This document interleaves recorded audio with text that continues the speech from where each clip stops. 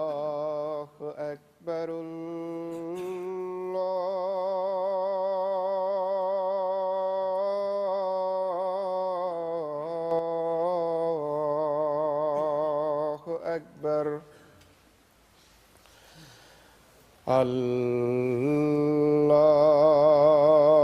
الله أكبر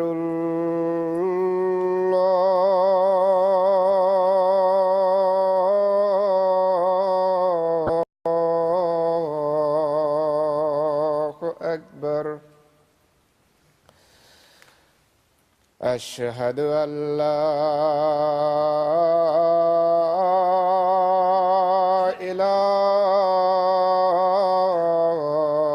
إله إلا الله أشهد أن لا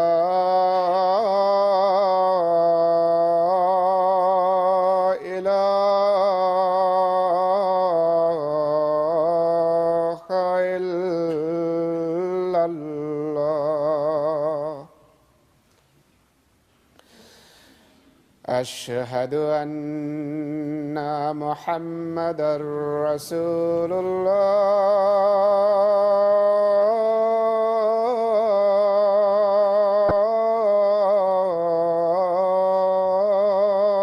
الله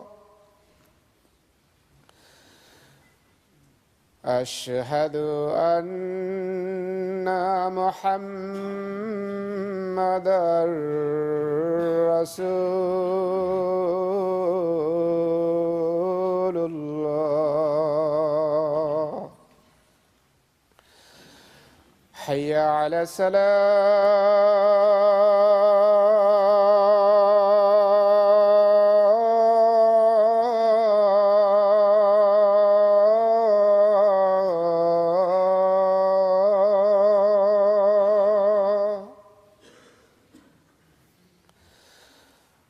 حي على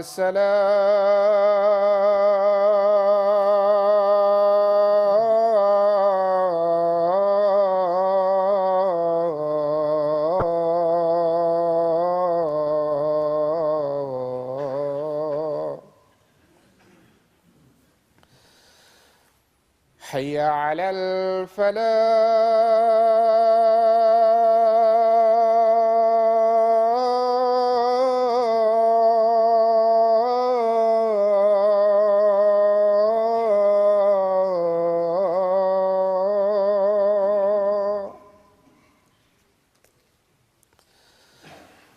حي على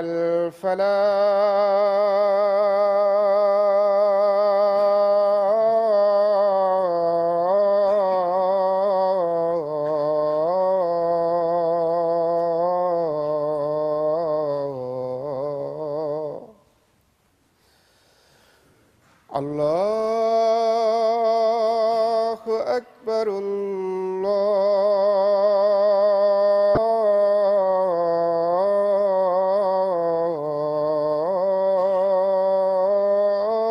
الله أكبر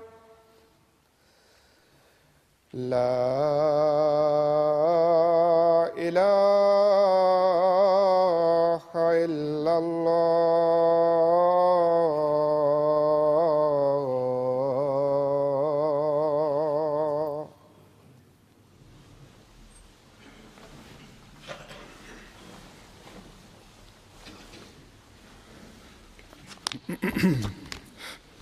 السلام عليكم ورحمة الله.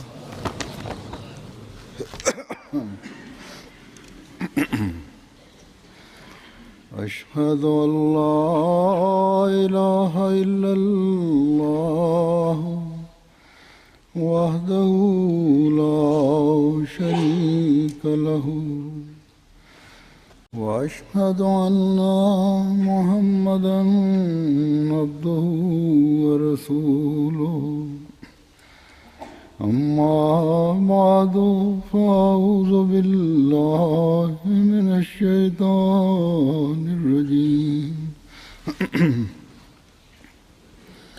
بسم الله الرحمن الرحيم الحمد لله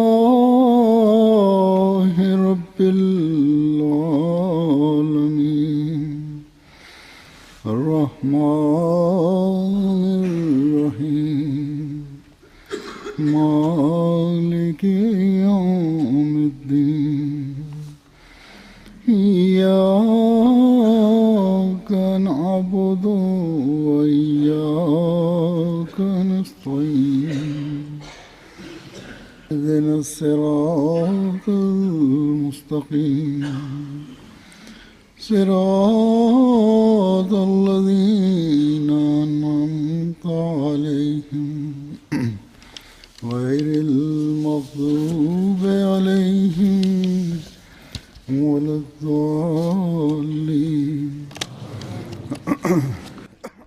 Hazreti Mesih Maud Aleyhisselatü Vesselam şöyle buyurmuştur. Hazreti Resulullah sallallahu aleyhi ve sellem ve ashab-ı kiramın zamanına bakarsak şu bilgiyi elde ederiz ki onlar tamamen saf insanlar idiler. Bir kapı temizledikten sonra biz onu temiz yaparsak ondan sonra da kaleyi yapmak. Kaleyi yapılırsa tertemiz olur. Aynı şekilde eğer bir insan tertemiz olursa ve kendisini kalelenmiş bir kap gibi yaparsa Allah-u Teala'nın yemeği o kapa konur. Ancak şimdi ne kadar insanlar vardır buna benzeyen. Bir rivayet vardır.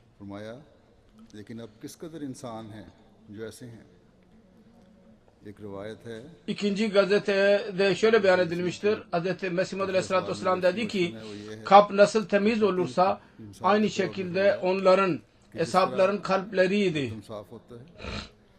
Onlar kelam-ı ilahinin nurlarıyla aydın ve insanın pisliğinden tamamen tertemiz idiler. Arınmış idiler. Sanki kad aflaha man zakkaha'nın misdakı idiler. Yani bu onlara uygulanıyordu. Resulullah sallallahu aleyhi ve sellem bu güzellik onlarda yaratmıştı. Onlar düşmanlıkta ve kinlerde o derece ilerlemişlerdi ki bir defadaki düşmanlık yıllarca devam ediyordu. Hatta nesillere kadar ilerliyordu. Ancak iman ettikten sonra ve Hazreti Resulullah sallallahu aleyhi ve sellem'in aşkı neticesinde Allah-u Teala'nın kamil kulu olmaya çalıştıkları ve Kur'an-ı Kerim'i okudular ve onu kendilerine uyguladılar. Bu ilahi kelam ile kendi kalplerini nurlandırdılar. Ondan sonra öyle temizlendiler ki sanki kali yapılmış bir kap olur.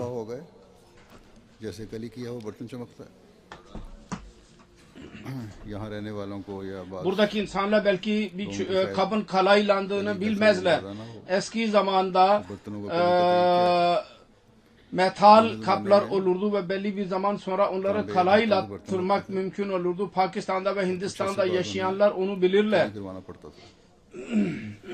Nasıl kalay olur ve özellikle bizim langarhanelerde görev yapanlar bilirler. Çünkü büyük değekler, büyük tencereler jalsa salona güllerinde kalay yaptırılır. Önce ateşe konur. Ondan sonra nişadır sürülür. Ya başka bir kimyasal maddeler.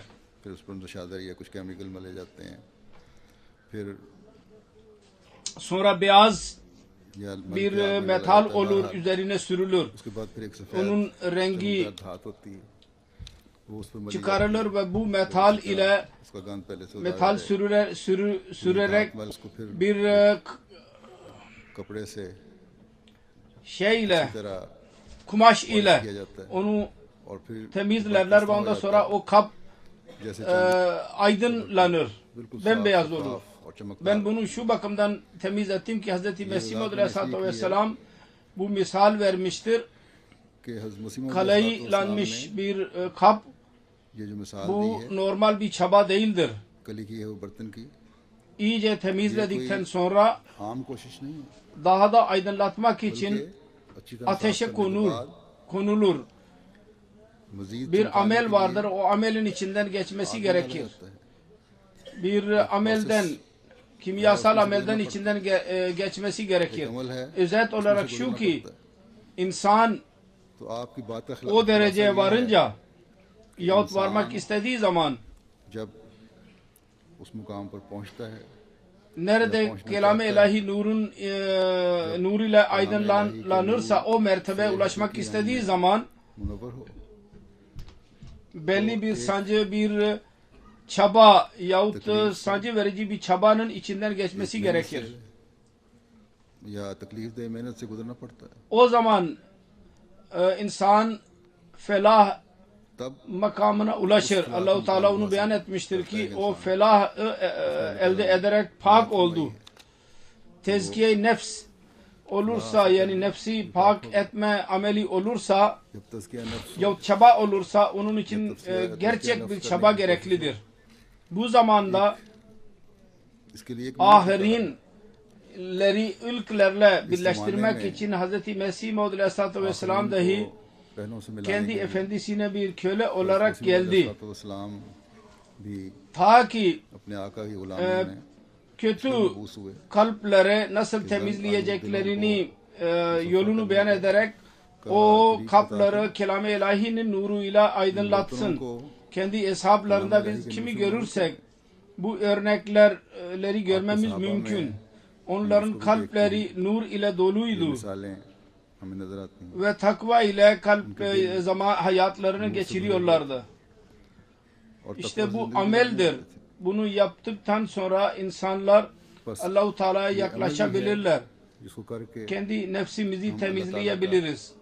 पा सकते हैं। Bunu daha da aydınlatmak için bir yerde Hz. Mesih Maud Aleyhisselatü Vesselam şöyle demiştir.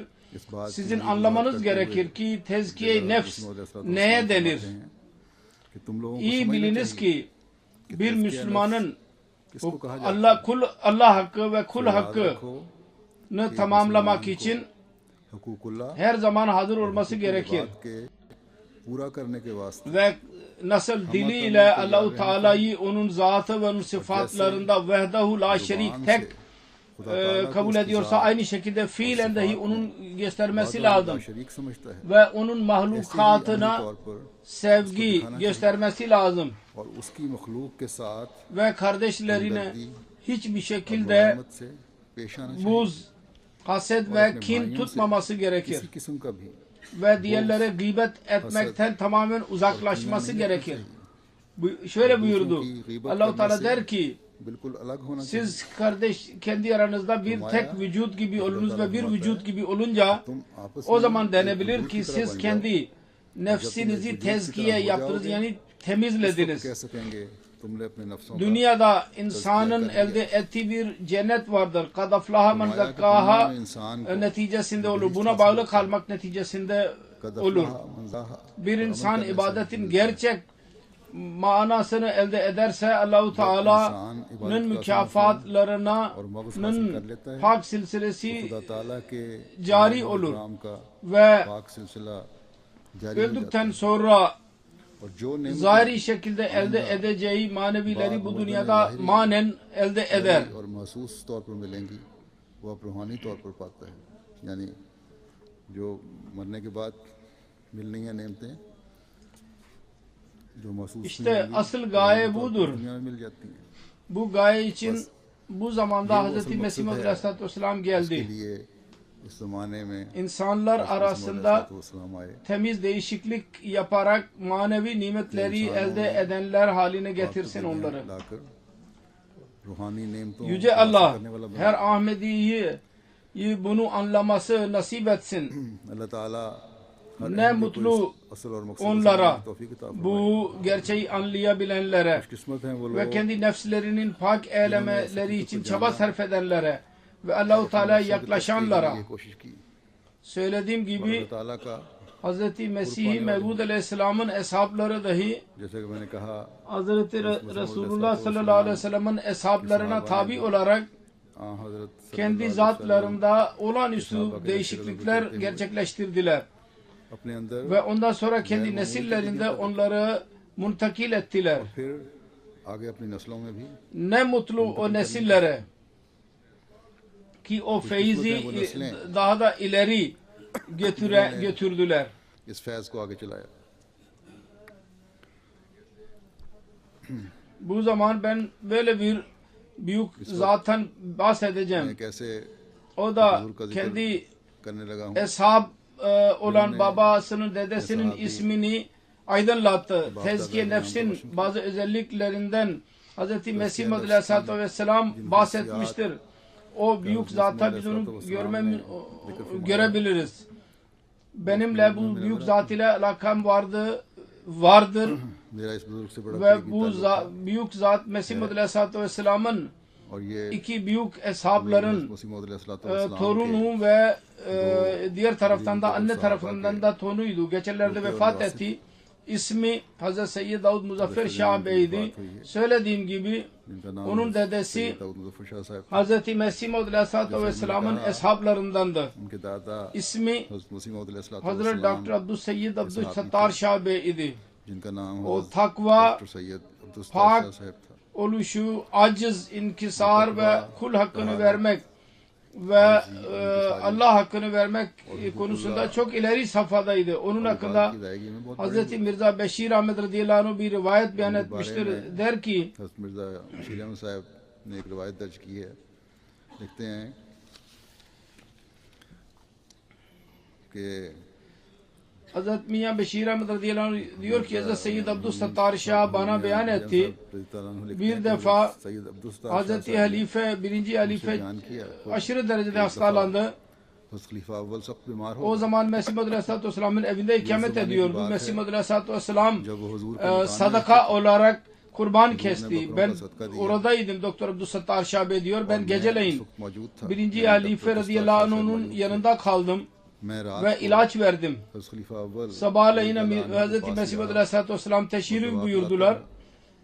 सुबह को Ve तशरीफ लाए। Hazreti birinci Halife dedi ki biraz iyileşmişti. Efendim खलीफा अव्वल ने फरमाया doktor bey bütün gece बेहतर हो गई थी कि हुजूर डॉक्टर साहब ने सारी रात मेरे पास uyanık kalarak bana hizmet etti ve doctor bana साहब ilaç सारी रात verdi. मेरे पास बेदार Düzenli bir रहे şekilde Mesih Muhammed Aleyhisselatü Vesselam हैं। çok दवा memnun वगैरह oldu ve तमाम से buyurdu पिलाते ki हैं। ben bile ona खुश हुए और फरमाने लगे özen gösteriyorum. हमको भी इन पर अश्क Bunlar cennetlik ailedir ve kaç defa söylediler. Behişti aile, cennetlik aile. Hazreti Dr. Seyyid Abdüssettar Şah, Hazreti Davud Muzaffer Şah'ın dedesi idi. Abdul शाह साहब Havsalası ve sabrının bir vakasını daha önce dahi beyan edilmiştir. Vakası bir adamın birisini tebliğ ediyordu. Mesciddeydi. जब आप एक शख्स को Camide तबलीग कर रहे थे İngiliz hastanesinde müdür idi. उस वक्त आप सरकारी Ve अस्पताल o में devirde bir hastanede müdür olmak büyük bir yer sayılıyordu. उस जमाने में बड़ा एक बड़ा होता समझा जाता Hazreti Mesih Maud Aleyhisselatü Vesselam'ın doğruluğu ve iddia konusunda tartışıyorlardı. O da öfkelenerek था। तो दावे पर बहस हो रही थी।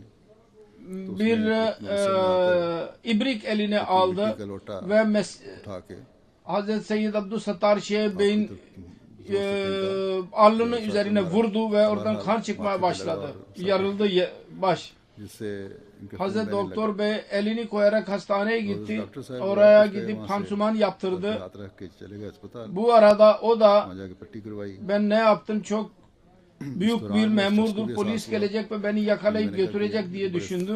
बड़े सरकारी Korku अफसर हैं, içindeydi. पुलिस आएगी और मुझे पकड़ के Baktı ले जाएगी। ki belli bir müddet sonra Hazreti Doktor Bey लेकिन देखा pansumanlı bir şekilde tekrar geri geldi doctor ve ona dedi ki पट्टी बांधे umarım sen şimdi senin öfken gitmiştir tekrar gel konuşalım. कि मुझे उम्मीद है तुम्हारा गुस्सा ठंडा O हो adam गया, der दोबारा ki बात करते हैं। ben korkuya kapılmıştım, ben af dilemeye devam मेरा ettim पहले बुरा हाल था। ve utanıyordum ve korku माफी içindeydim. मांगने लग गया और अजीब मेरी हालत थी, उसको शर्मिंदगी İşte से भी bu और sabrın örneğiydi. bütün yetki sahibi olmasına rağmen sabır gösterdi. इख्तियार होने के डॉक्टर साहब ने दिखाया Ve bu güzel ahlak और ये kendi आला zatında bir değişiklik yaratmış olan onu gösterebilir. Gerçek tezkiye nefs sahibi bunu yapabilir. हकीकी रंग में तज़किया नफ्स Kısacası Hazreti Doktor Abdüssettar Şah Bey söylediğim gibi Hazreti Seyyid Davud Muzaffer Şah'ın dedesiydi. कि मैंने कहा सैयद दाऊद मुज़फ़्फ़र शाह साहब के दादा थे Doktor Bey'in oğlu और डॉक्टर Hazreti साहब Hafız के Seyyid बेटे Mahmudullah Şah Bey हजरत हाफिज in सैयद ikinci महमूदुल्लाह oğluydu शाह साहब Hazreti Dayı Davud Muzaffer Şah. के दूसरे बेटे Bunlar थे, hakkında सैयद दाऊद मुज़फ़्फ़र शाह साहब। Hazreti Doktor Haşmetullah Bey इन लोगों के बारे में ikinci halife radıyallahu ta'ala onun özel doktoru olan हज़रत खलीफतुल मसीह bir सानी konu bir रज़ियल्लाहु makalesinde अन्हु के şöyle मौलिक yazıyor. खास Hazreti Seyyid Mahmudullah Şah'ın एक मजमून में लिखते हैं कि हजरत सैयद महमूदुल्लाह शाह साहब के dördüncü oğlu के चौथे फर्जंद इस मुकद्दस जोड़े के यानी Hazreti Doktor Abdüssettar Şah ve onun karısının Hazreti Hafız Mahmudullah Şah Bey'di. इस मुकद्दस जोड़े के हजरत हाफिज सैयद Bu महमूदुल्लाह kutsal Shah çiftin oğlu. Çok ahlak sahibi bir zattı. जो निहायत Allah ile özel bir sevgisi अपना अल्लाह vardı. ताला के साथ Ayrıca खास ताल्लुक रखते थे insanlara üstün bir बल्कि şekilde खैर खाई severdi. का- खैर खाई खल्क Kendi का जज्बा भी sevgi अलग जगह पाया जाता dostların halkası çok genişti. आपकी मोहब्बत का Büyüklere हल्का sevgi, बहुत वसी saygı था। göstermek, küçüklere şefkat लोगों को göstermek आदर करना, alışkanlığına बच्चों को sahipti. करना आपका खासा था। Kendi dua neticesinde çocukları dahi her iki आपके बेटे oğlu भी नेक और पारसा birisi Hazreti Seyyid Davud Muzaffer Şah ve ikincisi Hazreti Seyyid Masud हैं। Mübarek सैयद Şah. दाऊद मुज़फ़्फ़र शाह साहब, İkisi दूसरे सैयद मुबारक शाह साहब हैं।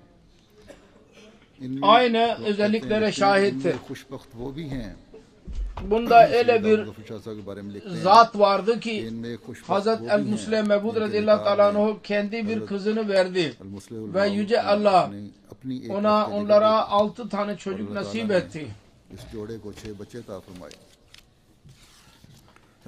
Doktor Bey'in yazdığı gibi Hazret Seyyid Mahmudullah Şah'ın जैसा कि bu डॉक्टर साहब ने oğlu लिखा है ikinci सैयद halifenin महमूदुल्लाह शाह साहब damadı के idi. बेटे जो खलीफा मुस्तानी की दमादी में आए Hazret Seyyid Davud Muzaffer Şah idi.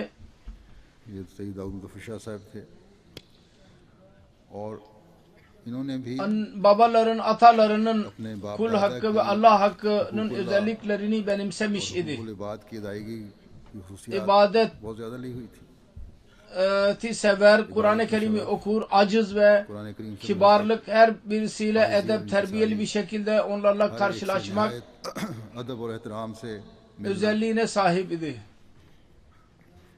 ये आपका खास Hatta karısının küçük kardeşlerine dahi saygı gösterirdi. Ki Hz. Müslim Mevud radıyallahu anh'ın oğullarıdır. कि हज़रत मुस्लिम मऊद रज़ियल्लाहु अन्हु के बेटे Bazen yakın akrabalık neticesinde mutlaka bazı problemler söz konusu olur. ऊंच नीच हो जाती है Ancak her ne zaman लेकिन आपके साथ जब भी durumun आप समझते हैं bozulduğunu कि जब माहौल खराब हो görüyorsa रहा है sessiz kalır तो ना सिर्फ खामोश हो जाते ve küçüklere karşı बल्कि dahi इन छोटों के saygı साथ onlara gösterirdi. इस तरह सलूक Ve böylece इज्जत और mesele एहतराम करते kendiliğinden bitmiş के बाद olurdu.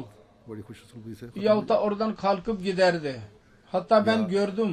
वहाँ से उठ के चले जाते Mesih Madri Aleyhisselatü Vesselam'ın hanedanı कि ना खानदान özellikle इस्लाम kendi çocukları के खास तौर पर जो Nın आपकी evlatlarının na öyle saygı gösterirdi ki इस तरह इज्जत और एहतराम किया करते थे insan hayret içinde kalırdı.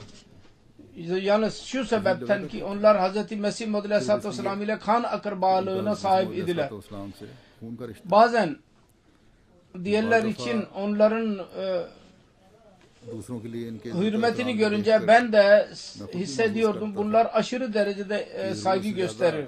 Bence o devirde uygun değildi. जो मेरे ख्याल Ancak में उन हालात में मुनासिब नहीं होता hayır ve kibar kendi zatında vardı. O istiyordu ki आपकी सृष्टि में थी böyle güzel ahlak उसका तकाजा göstersin. यही था कि ऐसे उमदा अखलाक का नमूना आप Seyyid Davud Muzaffer Şah Syed दाऊद मुज़फ़्फ़र ve शाह साहब karısı और Hazret Seyyide Ammetul Hakim Begum Syed अहमदुल हकीम बेगम साहिबा ये भी Allah-u Teala'nın birleştirdiği bir çift idi. Hayırı yapmak जोड़ी थी ve güzel ahlak नेकियों को göstermek बजा लाने konusunda bunlar birbirine ile yaraşırlardı. Biz genellikle görürüz ki evlerde karı आमतौर पर हम koca देखते हैं कि घरों में arasında bazen मियां बीवी की इसलिए kavga बार olur. दफा Bu niye sarf yapıldı, bu para niye ये sarf खर्च क्यों edildi हो diye. गया, वो खर्च क्यों हो गया। Fakat bu çift इस जोड़े bu का dünyadaki masraflarla इन दुनियावी खर्चों की तरफ तो asla düşünceleri इस yoktu. जोड़े Ben की दुनियावी gördüm. खर्चों की तरफ तो सोच ही नहीं थी। मैंने देखा है कि Şuna çaba gösterirlerdi. Nasıl bir ihtiyaç sahibine yardım edelim. किसी जरूरतमंद की मदद Eğer की koca yardım ettiyse karısı derdi ki biraz daha yapmalıydık. बीवी Eğer कहती, karısı और कर yaptıysa देनी चाहिए थी। koca derdi ki benim elimde fazla mal olsaydı दुनिया ben कहती है, अगर verirdim. मेरे पास और माल होता तो मैं मजीद दे देता। Hazreti Seyyid Davud Muzaffer Şah bizzat kendisi beyan etti. साहब ने खुद बयान Seyyid किया Amtul Hakim Begim कि 8-9 sene önce Seyyid vefat Amtul etmiştir. Hakim Vefattan Begim önce vefat हुई है। kaç defa वफात के बाद rüyamda bana göründü ve dedi ki filan fakire yardım et ve filan fakire sadaka ver. Ve Şah sahab hemen onu yerine getirirdi. और शाह साहब फौरन उसको अमलन पूरा कर देते थे। Geliri ne kadar ise जो भी onlar उनकी ona मदद göre थी, harced onu kendi zatında değil diğerler दूसरों için को sarf कर ederdi. दिया करते थे। Karı kocayı gördüm. Bazı kimseler bana दोनों ने भी anlattılar. देखा है और भी Onlar बात da बताया है। eğer binlerce de gelirse उनके पास binlerceyi dağıtırlardı. Asla दो हजारों बांटते थे aldırış etmediler elimizde ne kaldı diye. कि हमारे पास क्या रह गया। Ben onların tarlalarına sahip जब उनकी oldum. जमीनों का इंतजाम संभाला है Toprağa जैसे हमारे जिम्मेदार परिवारों का biz तरीका होता है yıllık कि साल की गंदम चावल वगैरह erzakı bitirirdik. घर में जमा कर Evde ilk sene Seyyid Amtul Öyle Hakim sadece ben- radıyallahu anh'a sordum ne kadar buğday lazım. कितनी गंदम Dedi ki चाहिए 120 तो उन्होंने मुझे कहा 120 man. मैंने कहा अब घर का खर्च तो 20-25-30 मन होगा Man ज़्यादा से ज़्यादा। 40 kilo olur. तो उन्होंने कहा कि मेरा ये Ben खर्च है। dedi ki evet o kadar lazım çünkü birçok fakire vermek कई lazım. लोगों के सालाना गंदम लगाई हुई थी। Aynı durum Hazreti Seyyid Yही हाल Şah Bey'di. Aynı durumda. हज़रत शाह साहब का था। Hazreti Seyyid Davud Muzaffer Şah Syed दाऊद मुज़फ़्फ़र Benim- शाह साहब मेरे खालू भी थे। teyzemin kocasıydı उनकी बेशुमार ve खूबियाँ benim थीं। kayınpederimdi. Birçok उनकी खूबियाँ iyiliğe sahipti ve teyzemin de iyiliğini şu bakımdan akrabalığından ya onların damadı olunduğundan beyan etmiyorum. Her ikisini ben उन दोनों को मैंने çocukluğumdan beri gördüm ve benim üzerimde onların büyük etkisi vardı. Sessiz, dua eden, खामोश दुआ को çocuklarla da gülerek mulaki olmak, बच्चों से भी onlara मस्ती saygı, करना, sevgi उसे göstermek, बातें समझना, इज्जत एहतराम देना her çeşit dünya और हर किस्म की sözlerinden दुनियादारी की uzak. बातों से पाक। Bizim bir akrabamız yazdı ve güzel हमारे yazdı. एक अजीज ने लिखा है Seyyid Davud Muzaffer Bey कि सैयद çok दाऊद sevimli मुज़फ़्फ़र bir साहब zattı. बहुत Sessiz प्यारे dua बुजुर्ग थे, eden, खामोश daima sessizce dua ederdi. दुआओं में Diğer insanlara yardım eden, दुख दर्द में दूसरों के काम आने वाले ibadet और ibadeti वगैरह çok seven bir zattı. Shagaf रखने वाले। Onun diğer bazı özellikleri खुशियात और ve Allah-u Teala'nın kendisine olan कि आपसे सलूक का जिक्र özelliklerinden bahsedeceğim ama जैसा कि मैंने कहा anne tarafını da ben edeyim. नाना भी साहब Hazret Seyyid Server Şah Bey dahi sahabiydi radıyallahu anh. Cemaatin büyük bir derecesi var cemaatta. बुजुर्गी का एक Müftü मुकाम olarak görev yaptı uzun zaman. बड़ा लंबा अरसा Cemaatin müftisi kendi namazlarının uzunluğunu ve derinliğini लंबाई derinliğinden eski büyük zatlar çok sarf ederler. Birisi kendisi hakkında yazdı. आपके बारे में किसी ने Hazret लिखा Seyyid ve Şerver Şah hakkında. Syed Sarwar Shah साहब के बारे में Hazret Mevlevi Bey bir defa sünnet yahut nafile namaz kılıyordu camide ve uzun zamandan beri ayaktaydı. और बड़ी देर से खड़े थे एक ही नियत बांध Bir kenarda uzun zaman geçti. Ben baktım ki nasıl namaz kıldığına bir bakayım. जाके देखूं किस तरह नमाज पढ़ते Yanına yaklaştı. Baktı हैं। शख्स ki जब उनके करीब गया İyyâke na'budu ve iyyâke nestaîn kelimelerini tekrar ediyor.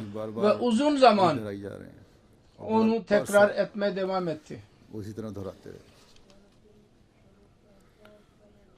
Hazreti Seyyid Sarvar Sayyid Şah Sarvar Şah Sahib imam olurdu bazen namazeं पढ़ाया करते ve इमामत करवाया करते थे onların cemaata kıldırdığı namazlar da uzun olurdu. करती थी Kısacası söylediğim gibi Seyyid Davud Muzaffer Şah onun torunuydu. Seyyid Davud Muzaffer Şah Sahib इनके नवासे थे Dualar ve güzel ahlak konusunda और आला अखलाक में yüce mertebeye sahip Seyyid Davud Muzaffer Şah Şah Sahib her iki taraftan verese olarak almıştı. Büyüklerinin ayakları üzerinden yürümek पर चलना ve onu tam olarak yapmak herkese nasip olmaz. भी किसी किसी का काम है Az insanlara nasip olur. Hazreti Seyyid Davud Muzaffer Şah onu becerebildi. खूब निभाया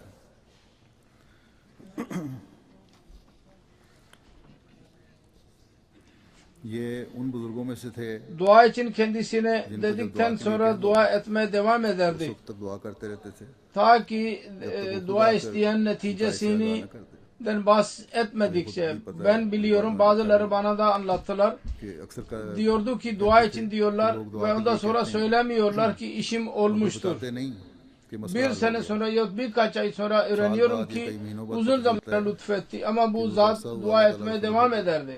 लेकिन ये दुआएं करते चले जा रहे थे उस शख्स के लिए Azıcık kendisine bir hizmete bulunursa जरा से भी उनकी खिदमत कर देते onun minnetini kabul eder Mamnoon एहसान ve हो जाते durmadan onun ismini söyleyerek onun için dua इसके लिए ederdi. नाम लेकर दुआ किया करते थे Doktorlar, bazı doktorlar kendisi için dua etti, onlar için çok hizmet etti, onlar için çok dua etti. Doktor Nuri Bey Rabb'a gelmeden önce dahi her ne zaman Rabb'a gelirse जब भी रवा आते थे eğer Seyyid Davud Muzaffer Şah'ı görmek için Dawood मुजफ्फर Shah çağrılırsa yahut onun hakkında बुलाया जाता या उनके बारे में कोई söylenirse mutlaka gelir görürdü. कहा जाता तो जरूर आके देखा करते थे और Ve Şah Bey dahi onun için Shah साहब भी उनके लिए çok फिर dualarda bulunurdu. बहुत दुआएं की Allah-u Teala onun dualarını daima devam etsin. Doktor Bey çok insanlara fayda veren bir zattır. बड़े नाफिर नास वजूद हैं Doktor Abdülhalik Bey dahi doctor Abdul Khalid Hazreti साहब Seyyid भी Şah Sahib Bey'in tedavisi için gelirdi. Uzun zamandan beri Seyyid Davud Muzaffer Şah kalp hastasıydı. Dawood मुजफ्फर शाह साहब दिल के मरीज थे Birçok defa durumu kötüleşti ve doktorları çağırmaya gerekti ve Doktor Halik Bey hemen gelirdi. Doktor HalikEy bana yazdı. Ben her ne zaman gittiysem hasta yahut hastaneye geldiyse बीमारी में daima Doktor Bey derdi ki तो हमेशा डॉक्टर साहब को ये कहा Doktor करते Bey थे dua edin. कि Öyle bir डॉक्टर zaman साहब दुआ gelmesin करें ki dua कि कभी ऐसा वक्त ना आए ve ibadetten mahrum kalayım और इबादत से ve महरूम benim रहे sonucum iyi olsun. और मेरा अंजाम Allah-u Teala kendi lütfuyla अल्लाह ताला ने अपने फजल से sonunun hayırı konusunda bazı kimselere rüyalar dahi gösterdi. दिखाई Onun bir उनके kardeşinin oğlu yazdı. 4. halife geldi ve Davud Seyyid Davud Muzaffer Şah Bey'i götürdü. और सैयद दाऊद मुजफ्फर शाह साहब को अपने साथ ले गए Bizzat kendisi gördü. खुद उन्होंने भी देखा Uzun bir rüyadır. Özel olarak 2. halife radıyallahu anh bir sandalye kendisi için एक ayırmıştır. कुर्सी उनके लिए मखसूस की हुई है Bir bayan kendisini fazla bilmeyen जो उनको gördü ज़्यादा नहीं ki जानती थी uzun rüyadır. देखा जिसका खुलासा ये Bunun भी kalbinde दिल में ख्वाब में hanımın बताया जाता है, kalbine उनके दिल में। doğuyor ki Şah Sahib büyük bir zattır. Shah साहब बड़े बुजुर्ग हैं Allah-u Teala'nın yanında onun büyük bir इनका खुदा derecesi ताला के vardır. पास एक बड़ा मुकाम है खुद Bizzat kendisi bu उन्होंने rüya एक ख्वाब gördü. देखी Karısı Seyyid Ahmetul Hakim Bey bir yerdedir. Güzel bir yerdir. एक Orada जगह है, memnundur. बहुत अच्छी जगह है Der वो ki बड़ी खुश siz de हैं। gelin. तो आपको कहती हैं कि आप भी आ जाएं Bir melek yahut Allah-u Teala तो इस पर किसी ses फरिश्ते ने geliyor. या खुदा ताला ने कहा आवाज आती है Bu daha hiç gelmeyecek. कि Çünkü ये अभी नहीं आएगा daha birkaç dua daha इसने fazla yapacak. दुआएं करनी है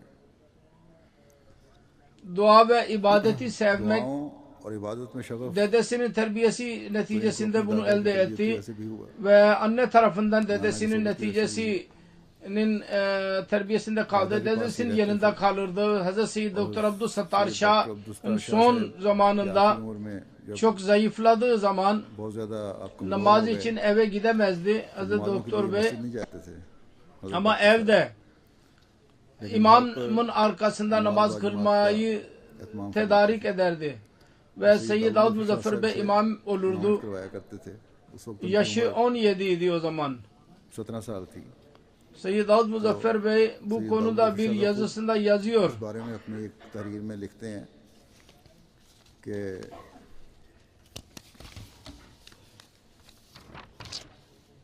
Hazreti Şahci yani Hazreti Seyyid Abdüssettar Şah Bey Syed अब्दुल Shah son hayatın sonunda cemaat ile birlikte namaz kıldırdım. Cuma namazı हुसूसन ve जुमे की çok नमाज़ें severdi namaz, imamıyla birlikte namaz kılmayı. Sağlıklıyken 5 vakit camide namaz kılardı. नमाज़ें 5 वक्त अदा किया करते Yürüyemez duruma gelince evde namaz kılardı. Onun için camiye benzer के लिए एक bir ev hazırlatmıştı. खड़ा घर के अंदर Camiye मस्जिद नुमा चबूतरा benzer bir yerde bahçede yarattı. Orada namaz kılardı. जमात अदा किया O namazda dışarıdan da bazı kimseler gelirdi. करते शामिल हुआ करते Akşam namazından sonra genellikle Hazreti Şabe, Hazreti Mesih Muhammed Aleyhisselatü Vesselam'ın nazımlarını okurdu. नज़में सुनाया करते थे। Bir defasında diyor ki Cuma namazını ben kıldırmadım ve Aksa Camii'ne gittim. Geri geldim. Şah Bey çok öfkelendi. Sen bana namaz kıldırmadın. Senin baban gelirse babası Afrika'daydı. Africa में थे इनके वालिद Ben seni şikayet edeceğim. Ondan sonra उसके बाद फिर शाह साहब Hazreti Seyyid Doktor Abdüssettar Şah Bey belli bir müddet sonra vefat etti. Hazreti Seyyid Davud Muzaffer Şah Shah साहब के साथ Beyler Allah-u Teala'nın güzel bir muamelesi vardı. Dünya gözünde değildi. Onun için इसलिए olağanüstü कोई गैर मामूली paraya sahip değildi. Var olan ne varsa ona da teşekkür ederdi. शुक्र था। Ve ondan da fakirlere ve ihtiyaç sahibi olanlara yardım ederdi. O derece ki करते थे जो अक्सर zengin insanlar dahi yapmazlar. पैसे वाले नहीं करते। Onun bir gelini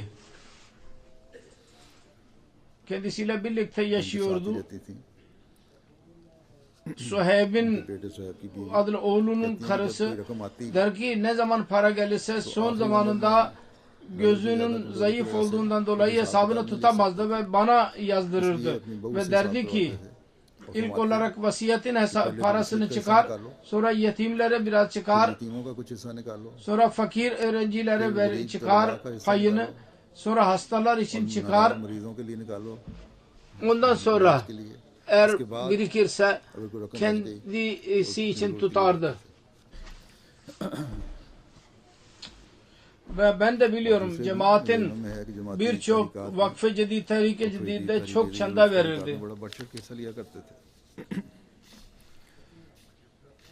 Bunun çocukları anlatıyorlar. Birkaç defa öyle oldu ki ऐसा हुआ çocuklara soruyordu. बच्चों को पूछते तुम्हें कोई परेशानी Sıkıntınız mı var? Halbuki onların önünde bir sıkıntıdan bahsedilmemişti. Birkaç seneden beri gözü de zayıf düşmüştü. Yüzünden de तासुरात से भी görerek de tahmin edemiyordu ne gibi sıkıntı var. कि क्या परेशानी है। Aksine onun बल्कि इनके बेटे oğlu Mahmud bana yazdı. Bazen sıkıntılı durum olurdu. परेशानी के हालात होते थे। Bir iki gün sonra baba sorardı. अब्बा पूछते थे Filan yerden bir sıkıntı mı duydunuz? Ve öyle şeyler gerçekten haklı olurdu. हकीकत में सच होती है। Ve Allah katında Allah'tan başka kimse kendisine anlatamazdı. और फिर आपकी दुआ Sonra dua ederdi bunun neticesinde ve onun kolaylık जिससे आसानियां elde पैदा होती हैं। edilirdi. इसी तरह इनकी बहू ने लिखा Gelini dedi ki ben sıkıntı içindeydim. कि परेशानी है। Bana dedi ki senin filan sıkıntıların var ama halbuki ben kendisine asla bahsetmemiştim. Ondan sonra kendi duası neticesinde Allah-u Teala sıkıntımızı giderirdi. Kur'an-ı Kerim'i de çok severdi bir aşk ile. Birkaç cüz okurdu her gün. 5-6 cüz en az. Hatta 7-8 cüz bazen. बाज़ दफ़ा Ve bunun neticesinde büyük bir kısmını ezberlemişti. Bir defa Ramazan'da bana dedi ki Ramzan में कहने लगे gözüm zayıf düşüyor. कमजोर हो रही है, Fazla okuyamıyorum. Gözlerim yoruluyor. पढ़ नहीं सकता। Ve çok eziyet duyuyorum bunun neticesinde.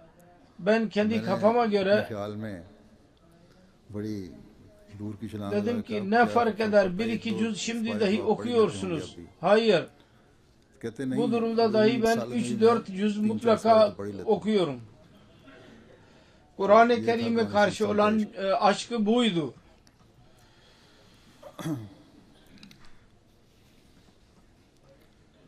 लेकिन बेचैनी Rahatsızlığı का इतना पढ़ लेते हैं फिर क्या şuydu लेकिन ki बेचैनी ये थी Ramazan'da her zaman Kur'an-ı Kerim okumalıyız.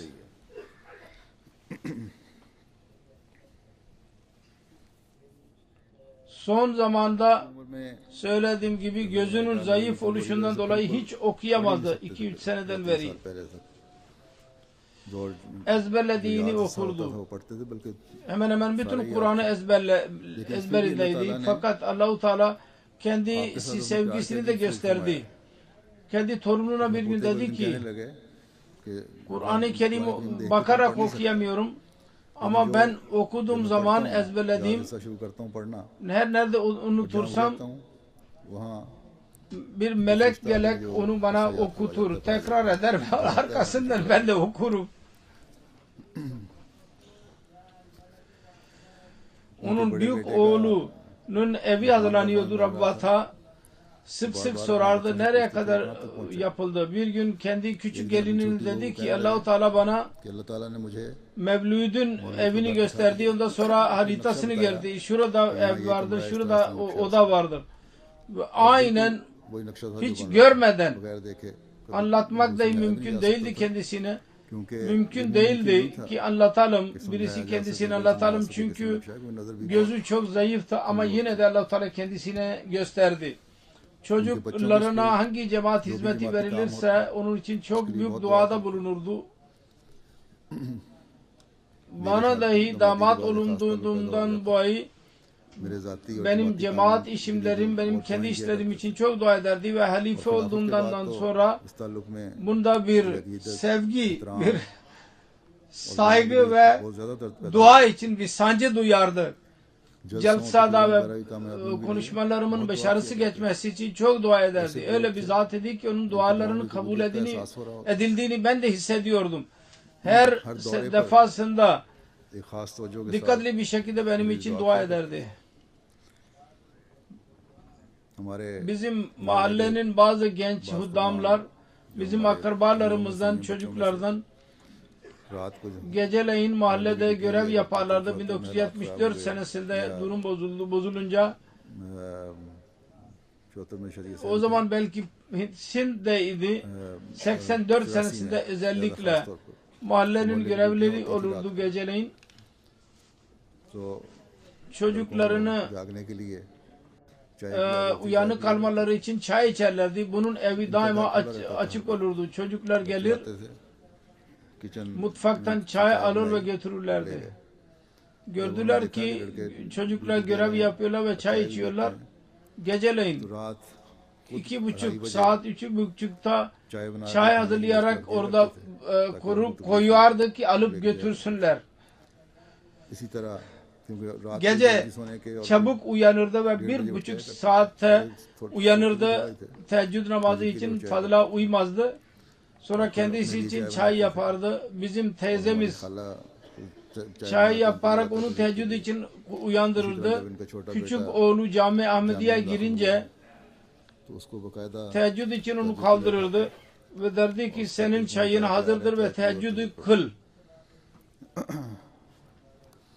Gençliğinden beri Allah-u Teala'nın bir özel bir muamelesi var. Sind'de kaldı.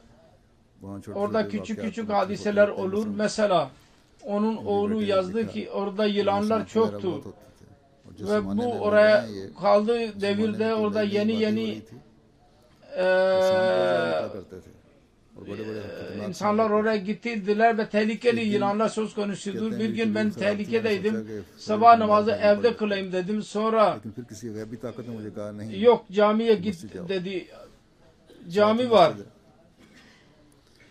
Geri gelince baktı ki तो देखा कि दो बड़े बच्चे büyük iki tane बड़े उस छोटे iki tane oğlu vardı. चारपाई पे सो रहे हैं Uyuyorlar ve çok büyük bir काला नाग yılan ona yaklaşmaya bakıyor. अगर ये सो जाते Eğer uyusaydı yılan onlara sokabilirdi. Allah Teala'nın böyle muamelesi var ve birçok muamelesi vardır buna benzer.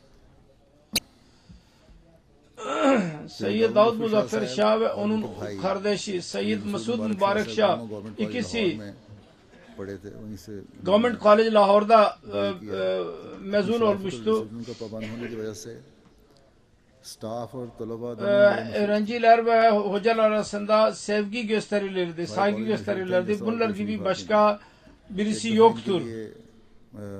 Bir defa bunun bir akrabası bir yaramazlık yaptı ve superintendent की o कुछ चीजें yurdun छुपा दी उठा ली और müdürünün bazı eşyalarını getirip bunun odasına getirip sakladı पता लग गया और हॉस्टल के हर ve her oda जब kontrol edildi. Bunun kapısına gelince biliyorlardı yok bunların odasında olamaz और ve bakmıyorlardı.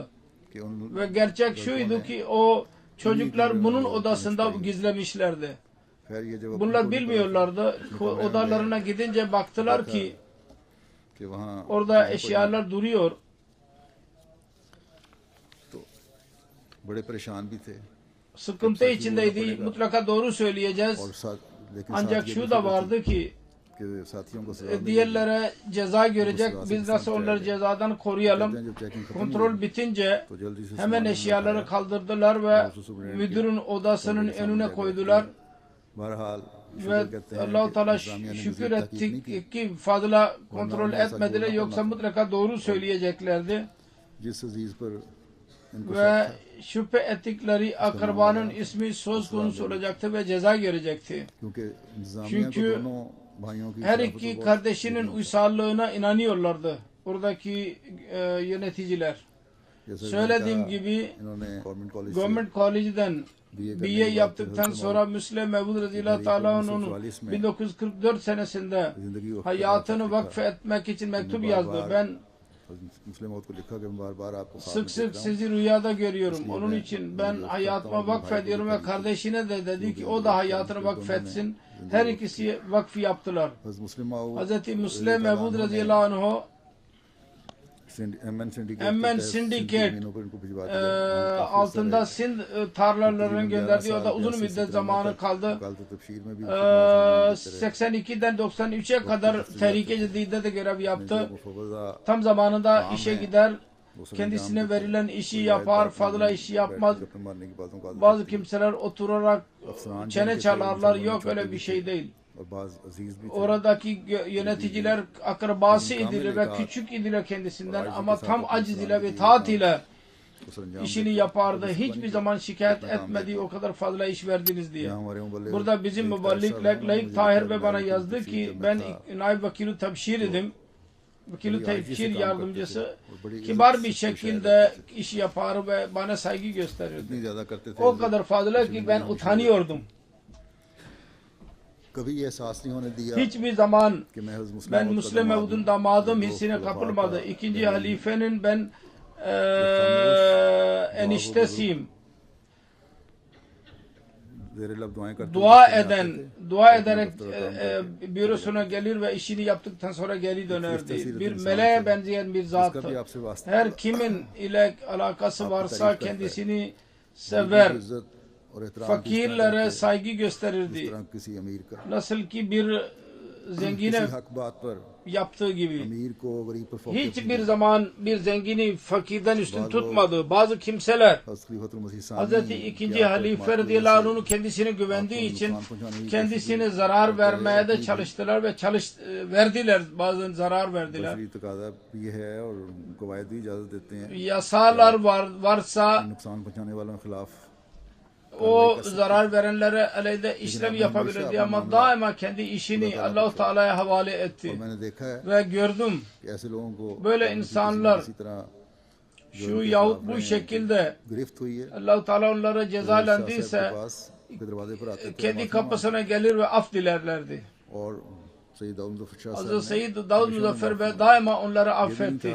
Şunu demedi ki sen bana verdiğin zarar nasıl giderilecek? ये थे वो बुजुर्ग जिनके बारे में İşte bu zat idi, ermiş. इस्लाम ने फरमाया Mesih Muhammed Aleyhisselatü Vesselam bunlar gibi zat hakkında demişti ki hiçbir zata karşı haset tutmadılar, kin tutmadılar. Zarar verene karşı da af dilediği zaman şefkat gösteriyorlar. यही लोग हैं जिनके İşte बारे में कहा जा सकता bunlar है hakkında denebilir कि ki इन्होंने हकीकी रंग onlar में gerçekten तज़किया नफ्स किया। nefislerini temizlediler. मुस्लिम मुस्लिम मौद Hz. Müslim Mevud radıyallahu anh जो खुतबा इरशाद kendi फरमाया था, nikahı konusunda bir hutbe verdiydi. O hutbede बाज़ ben से पढ़ना चाहता हूँ, bazı kısımlarını okumak istiyorum ki gelecek nesil dahi सामने रखने का एहसास पैदा हो। bunu gözlerin önünde bulundursun. Hz. Müslim Mevud radıyallahu anh 4 çocuğunun निकाह पढ़ाया जिनमें से nikahını kıydırdı. बेटी Birisi kendi kızı Hz. Seyyid Davud Muzaffer Bey'in karısıydı. तो आपने फरमाया, Şöyle dedi: खुतबा इस तरह शुरू फरमाया था कि दुनिया में सबसे कीमती dünyada en zengin vücut Resulullah sallallahu aleyhi ve sellem'dir. ज़माने के गुजरने और हालात के बदल जाने की Zaman वजह से geçmesi चीज़ों neticesinde की वो अहमियत नहीं रहती जो अहमियत durum के उन हालात की değişir. मौजूदगी और उनके O इल्म के durumlar साथ var iken o durumda onların değeri neyse o durum değişir, onların değeri. Resulullah sallallahu aleyhi ve sellem bu dünyaya geldiği zaman dünyanın durumunu bugünkü insanlar tahmin edemediler. Eğer Resulullah sallallahu aleyhi ve sellem Allah-u Teala Resulullah'ı göndermediyse dünyada bugün din बाज़ इंसानों की पूजा कर ली, bazı insanlara tapmak, mezarlara tapmak, putlara tapmak olurdu. को दुनिया में Ahlak कोई कीमत हासिल न होती। bir değeri olmazdı मजहब dünyada. को इज्तिमाई जद्दोजहद की चीज़, Din मजहब कोई इज्तिमाई जद्दोजहद की चीज़ ना होता।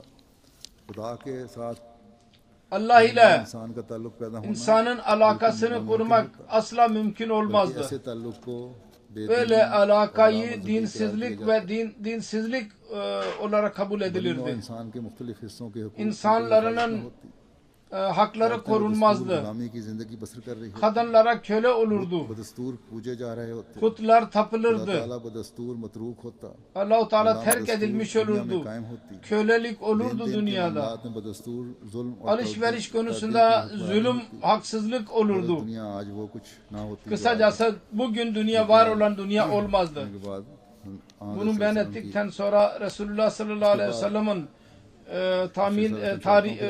metini beyan ettikten sonra diyor ki dünyada bazı sözler insanlar söylemişlerdir. Onlar da doğruluk en noktasında bulunan Hazreti Hasan Resulullah sallallahu aleyhi ve sellem hakkında söylemiştir. Kuntas savada li naziri fa ammi aleyyen naziru man şabada fel yamut fa aleyka kuntu haziru.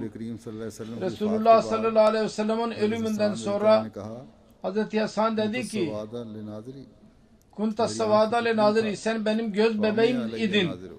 Şimdi benim gözüm kör oldu senin ölümünden sonra. Senden sonra kim ölürse ölsün, ben de senin ölümünden korkuyordum. Başka hiçbir ölüm beni etkileyemez.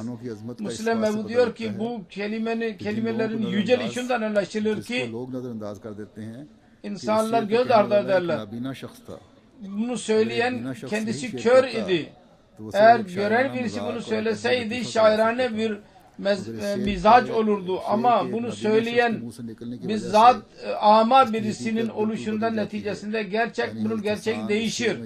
Hz. Hasan radıyallahu anh iddia ediyor ki Resulullah sallallahu aleyhi ve sellem yaşıyor iken benim zahiri maddi gözüm yoktu. Yine de görüyordum. Maddi gözümün olmayışı neticesinde insanlar bana ama derlerdi ama ben kendimi ama kabul etmiyordum. Çünkü Resulullah sallallahu aleyhi ve sellem vasıtasıyla ben dünyayı görüyordum. Ve şimdi de insanlar zannediyorlar ki ben aynıyım. Halbuki ben aynı değilim. Eskiden ben görüyordum, şimdi kör oldum. Resulullah sallallahu aleyhi ve sellem en değerli zat idi. Ancak Allah-u Teala'nın yasasına göre bir gün dünyadan ayrıldı. Ondan sonra beyan ediyor. Sonunda Hz. Resulullah sallallahu aleyhi ve sellem'in ölümünden sonra Hasan'ın söylediği gibi man şabadaka fel yamuk fe aleyke kuntu haziru. Her insan bunun farkındadır. Dünyada hiçbir zat ebedi olarak kalmamıştır. Ondan sonra der ki dünyada hiçbir insan ebedi kalmamıştır. Hiçbir insan yoktur ki ebedi yaşasın. Onun için insanın ilerleyişi şuna bağlıdır. कि जाने वालों के एक कायम मुकाम ki पैदा हो। gidenlerin yerlerini dolduran gelsin. Eğer ölülerin yerlerini dolduran gelirler gelirlerse ölülerin sadmesi kendiliğinden yok olur. Ve insan zanneder ki bizi yaratanın अफसोस करने की rızası bundaydı. Onun için niye aşırı derecede üzülelim? Bu akla aykırıdır ve cünunun bir alametidir. वाकया बयान Sonra करते der हुए ki bir Abbasi hadiseyi एक दफा एक Abbasi bir kralın बड़े आलिम से मिलने bir गया Abbasi bir kral büyük bir zat ile görüşmeye gitti. तो बादशाह O ने da कहा, kendi çocuklarına, öğrencilerine ders verirdi. मैं इसका इम्तिहान Kral लूं। dedi ki öğrencilerden birisi bana da göster. Ben imtihan edeyim. Onu birisini ileri sürdü. Kral ona bazı soru sordu ve ona cevap verdi güzel bir şekilde bu öğrenci. Padişah dedi ki मिसलों का ma mata man khallafa mislaka, senin gibi bir yerini dolduran birisini मौजूद होगा bırakan hiçbir zaman ölmemiştir. कीमत नहीं रखता İnsanın şeklinin, zahiri şeklinin, maddi वैसे ही एक şeklinin आदमी का है bir हड्डियां manası जैसे एक yoktur. चोर की हैं वैसे ही नेक की हैं खून जैसे एक चोर का Bir है beden वैसे ही नेक आदमी hem का है। hayırın hem सिर्फ ये hırsızın, है कि इसके hem अखलाक, kan hem hırsızın उसके olur hem अखलाक बुरे takva हैं, sahibinin. और इसके अखलाक Cilt आला takva sahibinin ve şeyin de olur. Fark şu ki hırsızın ahlakı kötü ve hayırlı insanın ahlakı güzeldir. Hayırlı insanda yüce maneviyet bulunur ve hırsızda bu bulunmaz. दूसरे में बाकी Onun रह için जाएंगे। eğer onun güzel maneviyatı başkasında baki kalırsa nasıl ölür bu? फरमाया बस सारी कामयाबी इस बात में है कि इंसान Bütün başarı अच्छे- şundadır अच्छे ki कायम मुकाम रह जाएं। İnsan Yeni çiz है जिसके kendi लिए yerini कौमें dolduran bıraksın. यही चीज है कि Kavimler अगर bunun ये için कौम çaba sarf हासिल हो ederler. जाए, तो ये बहुत बड़ा इनाम है। Eğer kavim buna sahip आज तक olursa कभी दुनिया büyük ने bir महसूस नहीं किया कि सारी ödüldür. कामयाबी जो Hiçbir हाथ में zaman है, बल्कि नस्ल है। zannetmemiştir ki zaferlerde तो वो कौमें मरती कभी नहीं। başarı değil nesil de var. Eğer güzel nesil bırakılırsa ölmez o kavim. Diri kalır. और अगर आइंदा नस्ल अच्छी ना हो तो उसकी Eğer तमाम gelecek फतूहात nesil güzel olmazsa onun bütün zaferleri manasızdır, boştur. Sonra der ki उनकी आइंदा नस्लों की kavimlerin ilerleyişi onun nesillerin ilerleyişine bağlı olur.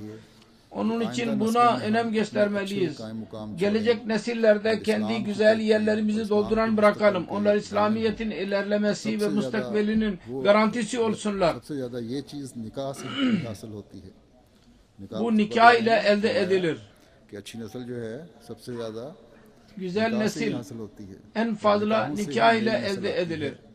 Ve nikahlarla yeni nesil söz konusu olur. अहम काम है। Onun için nikah insanın en önemli işidir.